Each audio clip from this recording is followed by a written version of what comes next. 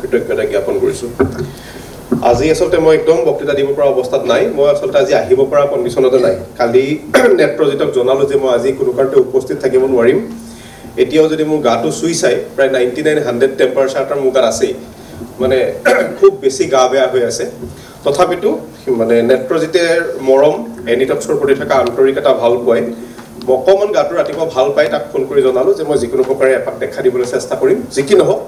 আজি আপোনালোকে মোক মাতিলে ইয়ালে আহিলো সেই আন্তৰিকতাৰ সুবাদতেহে আসলতে আহি পেলাই ইয়াত মই উপস্থিত হৈছো প্ৰথম কথাটো হ'ল যে আজিৰ তাৰিখত আজিৰ এই 2024 চনত যদি কয় আমি হততে কৈ থকা কথাটোই হৈছে যে গণতন্ত্ৰৰ চতুৰ্থ স্তম্ভ সংবাদ মাধ্যমে এখন দেশক পৰিচালনা কৰাত এক গুৰুত্বপূৰ্ণ ভূমিকা গ্ৰহণ কৰি আহিছে কিন্তু আজি 2024 বৰ্ষৰ এনেকুৱা এটা সন্ধিক্ষণ আমি পাইছোহি আহি যিটো সময়ত আটাইতকৈ বেছি সমালোচিত হয় সংবাদ মাধ্যম গতিকে এই একো ডাঙৰ কথা নহয় পশ্চিমবংগত আটাইতকৈ বেছি সমালোচিত হৈছিল ৰবীন্দ্ৰনাথ টেগৰ আমি ইয়াত এজন ব্যক্তিক সমালোচনা কৰা এটা অনুষ্ঠানক সমালোচনা কৰাই এনেকুৱা কথা নুবুজাই যে এই কামটো কেতিয়াও কৰিব নোৱাৰি গতিকে মই এটাই আশা কৰিম যে এনিটক্সে ফুটৰ বিপৰীতে শব্দটো মোৰ অকমান অখজা লাগিছে ফুটৰ বিপৰীতে হ'ব নোৱাৰে আসলতে সত্য শুদ্ধ আৰু নিৰপেক্ষ শব্দটো হ'ব নোৱাৰে সত্য শুদ্ধৰ বস্তুনিষ্ঠ সংবাদ পৰিৱেশন আপুনি যেতিয়া এটা কথা ক'ব সেই কথাটোৱে কাৰোবাৰ নহয় কাৰোবাৰ পক্ষ ল'বই গতিকে আমি যে সদায় কৈ থাকোঁ যে আমি নিৰপেক্ষ এজন নিৰপেক্ষ বিশ্লেষক আমি নিৰপেক্ষ কথা কৈছোঁ মিছা কথা পৃথিৱীত কোনো ব্যক্তি নিৰপেক্ষ হ'ব নোৱাৰে তেওঁৰ কথাই কাৰোবাৰ তাৰ পক্ষ লয় গতিকে মই কেতিয়াও সেইকাৰণে নিৰপেক্ষ শব্দটোকো সমৰ্থন নকৰোঁ সদায় বস্তুনিষ্ঠ হ'ব লাগে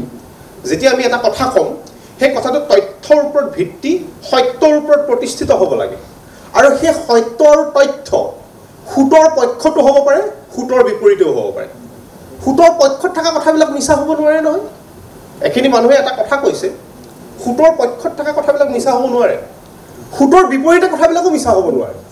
গতিকে কথাটো হ'ল সংবাদ মাধ্যমৰ আটাইতকৈ ডাঙৰ কামটো হৈছে যে সত্য শুদ্ধৰ বস্তুনিষ্ঠভাৱে বিশ্লেষণ কৰি জনসাধাৰণৰ আগত সেই কথাখিনি প্ৰতিষ্ঠা কৰা সেই কথাখিনি কেতিয়াবা ফুটৰ পক্ষটো হ'ব পাৰে ফুটৰ বিপৰীতেও হ'ব পাৰে আৰু এই প্ৰিন্সিপলটো এই কথাটো মই অন্ততঃ খুব সাংঘাতিকভাৱে বিশ্বাস কৰোঁ আৰু এই প্ৰিন্সিপলটো বিশ্বাস কৰিয়ে মই সদায় লেখা মেলা কৰি আহিছোঁ বিভিন্ন সময়ত টিভি টক শ্ব'বিলাকত এই প্ৰিন্সিপলটোক ৰক্ষা কৰিয়ে মই সদায় কথা কওঁ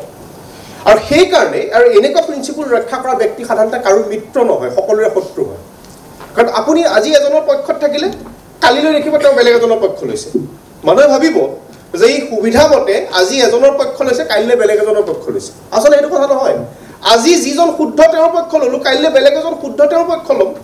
যিটো শুদ্ধ সদায় শুদ্ধৰ পক্ষ ল'ব লাগে যিটো সত্য সদায় সত্যৰ পক্ষ লাগে সেই শুদ্ধটো দৰকাৰ পৰিলে চৰকাৰৰ পক্ষতে হওক সেই সত্যটো দৰকাৰ পৰিলে চৰকাৰৰ বিপক্ষৰ পক্ষতে হওক সদায় শুদ্ধ আৰু সঁচা বস্তুনিষ্ঠভাৱে যিকোনো এটা কথা বিশ্লেষণ কৰিবলৈ যত্ন কৰিব লাগে আপোনালোকে চাওকচোন মই বেছি খুব সংক্ষেপতে কথা কেইটামান কওঁ আজি বিগত 40 বছৰে আজি কেইদিনমান আগতে গুৱাহাটী বিশ্ববিদ্যালয়ত মোক এটা মানে টক এটা দিবলৈ মাতিছিলে তাকো ডিপাৰ্টমেণ্ট অফ ল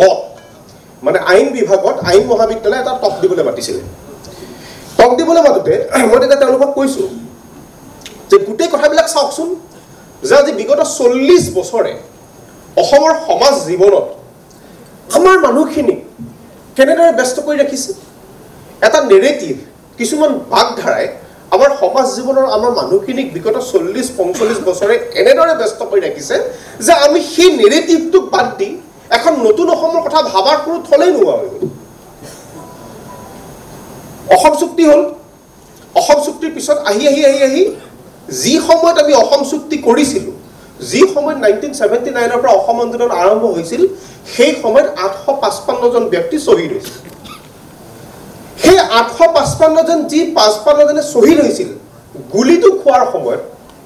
তেওঁলোকে কিন্তু 1951 বুলি গুলিটো খালে পৰৱৰ্তী সময়ত আহি